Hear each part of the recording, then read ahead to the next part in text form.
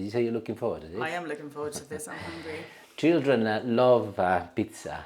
Adults love pizza. Children also love pizzaiola beef. Adults love pizzaiola beef. But today I will be doing chicken pizzaiola style. As I said to you earlier, this idea is lovely. I can't imagine there's anything more lovely than chicken and tomatoey pizza style meal. It should be wonderful.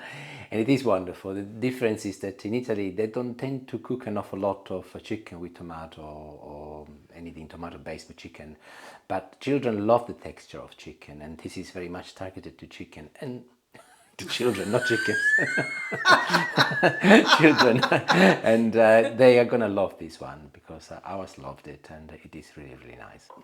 I'm not doing anything to the chicken as it is very moist anyway, so I'm just placing it in a bowl with some flour and covering it and coating it, I should say, with the flour. You will notice that I put it in, I'll just cover it the entire surface, and then I'll give it a little shake so that all I've got left is just the light coating on the chicken. Generally also the pizzaiola beef is made with breadcrumbs, but I'm making this slightly lighter as pizzaiola goes, and I'm using only the flour, so a little olive oil in a pan. I've turned the heat on high and I'm waiting for the oil to get really hot, and the way to check that it's ready is to just gently touch it with your chicken, and you can see that it's bubbling a little, so that's ready. And I'll put the chicken in and I'll leave it to sizzle for 2 to 3 minutes before I turn it around. I've turned the temperature down onto medium high here, number 7 if you look, and after a couple of minutes I'll go along and I'll turn it around.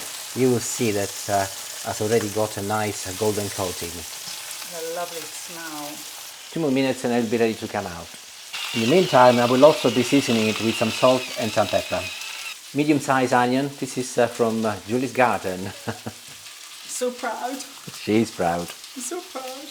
I tend to cook with red onions, but obviously being that this is from our garden, I'll be using this onion today. But if you were to use a red onion, the taste will be less sharper, but once they cook, they're not that different. But my preference would always be a red onion. And grow some red ones next year. Yes, please. Can you grow some red onions? I will. I did ask him the other day, what shall I grow next year? We've got a list of things that we like. Yeah, maybe you could tell us what would you like us to grow next year. Bear in mind, I'm in shade, everybody. I can't do anything that needs a lot of sun. She's already making excuses. But regardless if it's red or it's white, I'm chopping it into nice little pieces now. And I'm happy that this can come out. Look, it's golden on this side as well. It doesn't have to be cooked all the way, just enough to brown both sides. A quick wipe of some of the oil with some kitchen paper. Why is that? Because it's burned, so I will be adding some fresh one. New oil goes in, followed by my onions. I'm now halving 300 grams of cherry tomatoes, and I will add them to the onions, followed by 125 milliliters of passata, tomato passata, and I'll give everything a good mix together. Fresh basil plant, I'm going to nip a good bunch, and as it is, I will add it to my sauce now. I'm going to add a tiny little amount of water to my bowl where the passata was. Your interpretation of tiny amount is a lot more than mine. Well, it is. And I will add it to the tomatoes. A little bit more salt and pepper.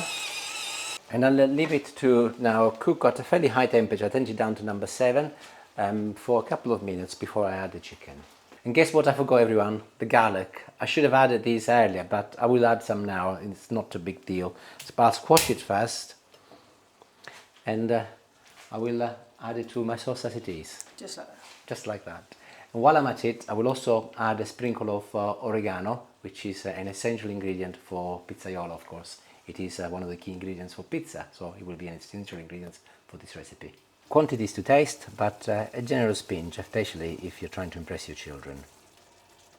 So some of the water from the sauce has evaporated and has thickened up a little, and this is when I'm going to be placing the chicken on top of my tomatoes.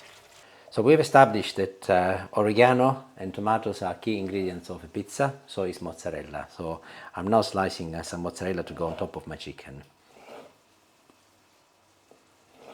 5, 6, 7, 8. And I'm now going along and placing a couple of pieces of mozzarella on each piece of chicken. I'm going to move you here and you here. I've got this on a medium heat. I will place the lid on and I'll leave it to cook on a medium heat, so the chicken will finish cooking and everything will lovely amalgamate itself for another 10 to 15 minutes. So I'll see you then. In the meantime, I'll show you what we're going to have with our chicken. Oh, it looks lovely, dear. So this is an onion, red onion, a pepper and courgette and one aubergine, which I've cooked in the air fryer, temperature 190 degrees for 20 minutes. I've done this on the channel before, but as I'm cooking it today, I'm going to show you anyway. So the onion comes clean very, very easily. With the pepper, I chop it in half. I remove the seeds and drain the water, and they've been cooling down now for a good 15 minutes. So besides being safe to touch, as they are just warm, the skin comes off ever so easily.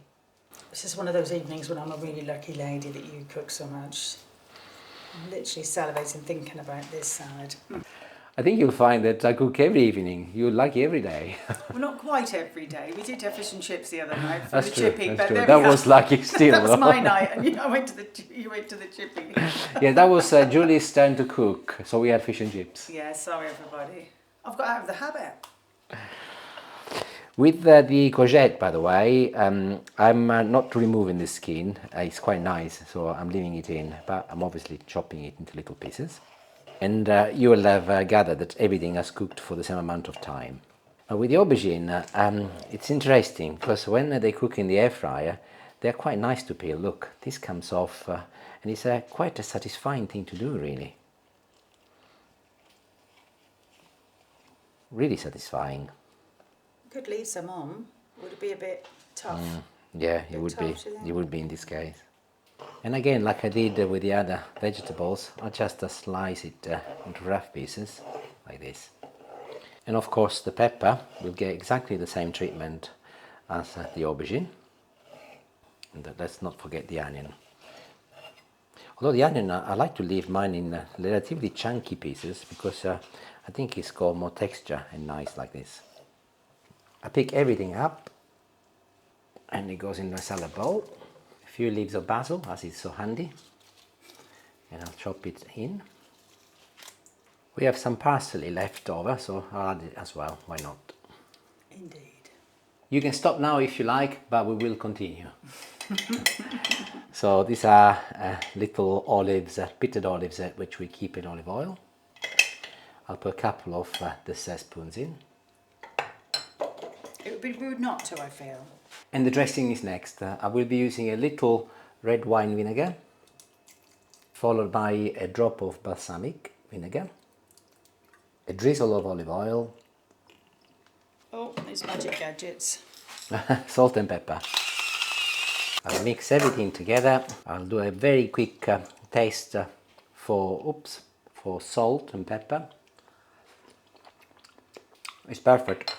It's still tepid, and this is better when it cools down, but the chicken is not ready yet, so I'll put it on one side and it will be ready when the chicken is ready. And 15 minutes is up, and the last 5 minutes, by the way, I have placed my wooden spoon and lodged it there so that it dries up a little. So that can go off now.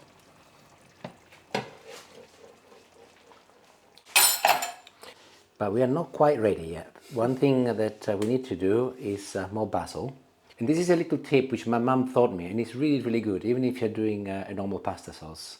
Put some basil in your sauce at the end, and I'm going to be putting actually one leaf in each piece first. Put the lid on and leave it for a couple of minutes. The flavor of the basil will infuse with the sauce and will release a beautiful, beautiful taste. And we are ready.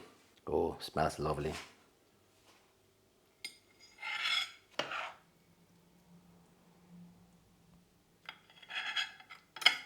I'm placing some tomatoes on the top as well. I'll put this recipe straight into the Young Ones playlist, which is absolutely packed with meals for children, and that's where you can find it if you like as well.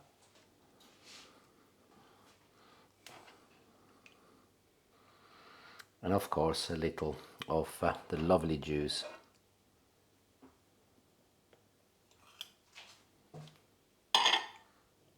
And if you want to make it even prettier, put some more basil on the top.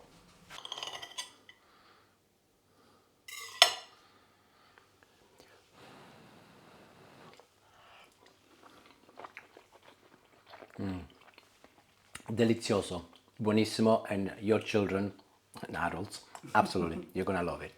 Thank you. Arrivederci and ciao. Buon appetito.